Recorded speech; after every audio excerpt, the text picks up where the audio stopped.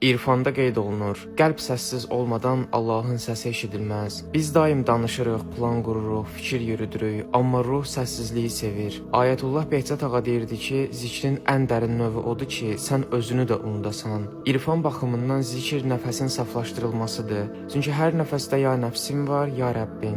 İnsan sıxıntıya düşəndə hər şeyi idarə etməyə çalışır, amma İrfan deyir ki, idarə edən sən deyilsən, sən sadəcə müşahidəçisən. Bizlər ağrını düşmən kimi yox, ustad kimi tanımalıyıq. Əgər ağrının mənasını anlasan, o sənə qarşı yox, sənin üçün gəlmiş olur. Buyurur, bəzən Allah səni ağladır ki, qəlbin yumşalsın. İnsanın sıxıntısı onun itirdiyi bir şeyin qorxusudur, yəni Rəbbinin qorxusu. Qəlb bir zamanlar öz Rəbbinin huzurundaydı, varlıq onunla doluydu. Amma indi dünya və pulun səsi, insanların baxışları onun üzərinə toz kimi çöküb. Hər dəfə içində bir narahatlıq hiss edirsənsə, bil ki, ruhun mən boğuluram deyir.